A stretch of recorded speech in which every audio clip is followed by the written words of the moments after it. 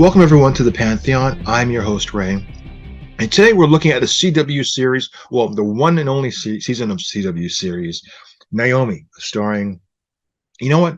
I don't know any of these actresses, so I'm gonna look at my phone right now and tell you who are the stars of Naomi.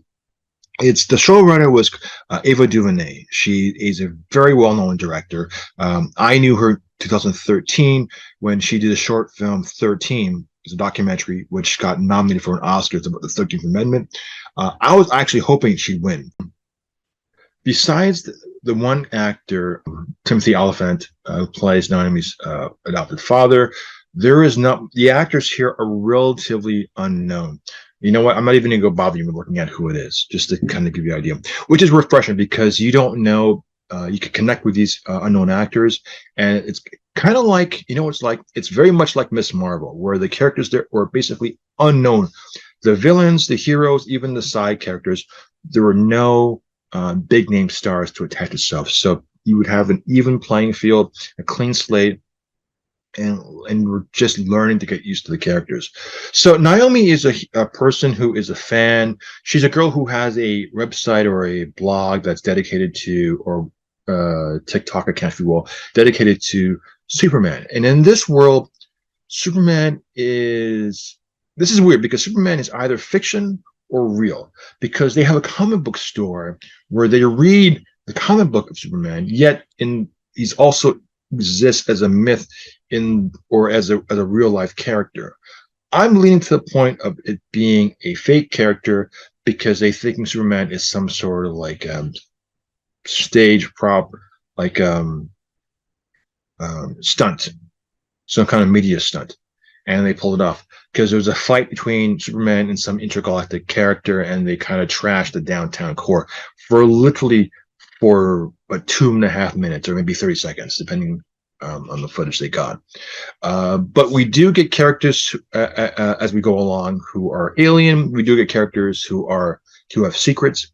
This feels, for me, as the series progresses, right up until the series finale, it feels like an Agatha Christie novel, because almost every single character in this has something to hide. There's no one is exactly who they appear to be, but it starts off very simplistic. It's about a girl who, on the arrival of Superman fighting this creature, or this villain, falls unconscious or has a bit of a disease spell, and she wakes up or comes to developing a power, and we find out, like Superman, she is an alien. And that's as far as I'm going to go with the show.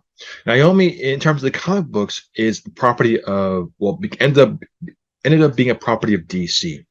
I believe there are 14 or maybe 16 people who have powers due to something was going on in the world. Now, here's where I'm going with this. When I saw the series, I never read the comic book. I didn't read anything about the show whatsoever. So I went into this blind. After watching the first 6 episodes, I decided to read up on, like, what is this show about? And to my surprise, which I'm very happy to say, the IP stays very, very truthful to the series. The characters, all the characters that are in the series are also in comic books. Now, the one character who you think is a villain initially is in fact a villain in the actual comic book. So now, if you have not watched the whole series, that line of if this person's a villain or not is still pretty iffy. But there are things that go on to suggest that may not be the case. But there is a reason for her to stay on guard with this character.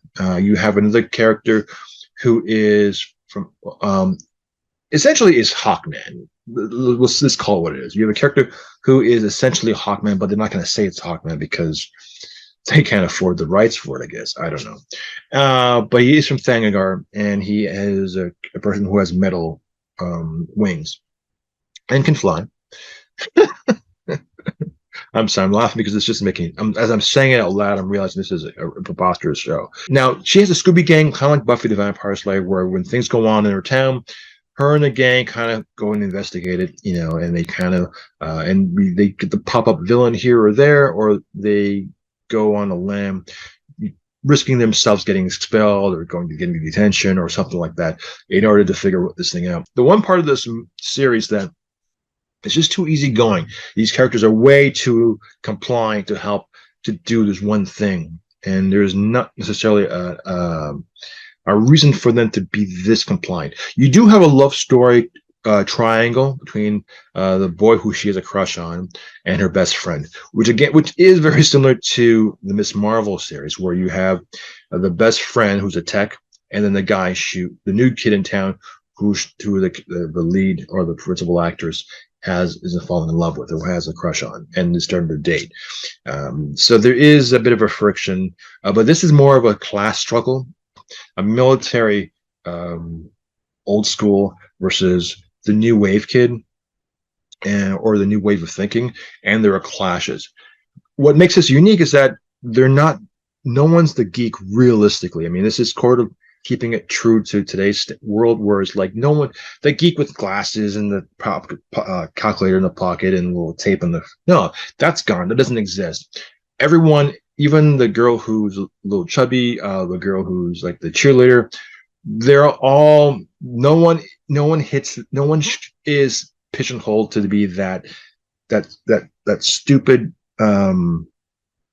mentality. It's a thing of the past. It's a dinosaur, and everyone and everyone can be anything they want to be. And if the popular kid isn't always as popular as you may think it is, the jock isn't the popular kid. The cheerleader isn't always the popular kid, but it's a bit of everything. And Naomi is like the central piece to all of this.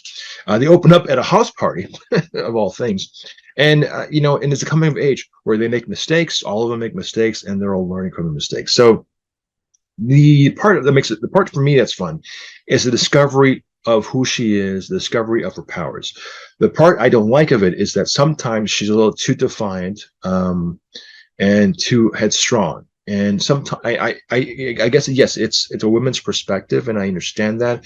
And you have to knock back on terms of imposing forces or male toxicity and some other concepts that's introduced here. It's not to an extreme, but I mean, give an example. She-Hulk dealt with male toxicity at a very high level, and the character was able to, because of who she was, did not at all be affected by that. But it stood up for that and put a mirror onto that subject. This is not that in your face, luckily enough. It is a coming of age. It is kind of fun. It has its really strong dramatic moments. The lead actress, she's a television actress. She's done a lot of roles. The one thing about Timothy Olyphant and some of the characters who are in this movie, they sell it really well. They have fun with it. Whether they're going to end up good or bad, it's really insignificant. But when you watch the show, you're compelled to watch. The Hawkman character, you realize why he's on Earth, why he is the way he is. There is a reason for all of that. The stiffness, not necessarily why he's so stiff, but like the stoic personality he has, the calm, the quiet characteristic he has, and holding on to a semblance of control at all times, and that focus. It does get revealed to you as it goes along. Kind of like Spock. The character is pretty much a character like Spock, whose emotional beats are really much at an all-time low, but there is chaos brewing inside, and there's a balance within that. And that's so in terms of the character development and what to expect from the characters, and I think what's on the page of the script is maybe more exciting than what you see on the screen or the small screen. I only watched actually, that's not true. I saw the whole series, but I'm basing everything mostly on the first 6 episodes. The 6 episodes is her coming to her own and learning to control what she has as it manifests from within her, and understanding how to control. And that's okay. So her powers develop even past the 6th episode and becomes more intense.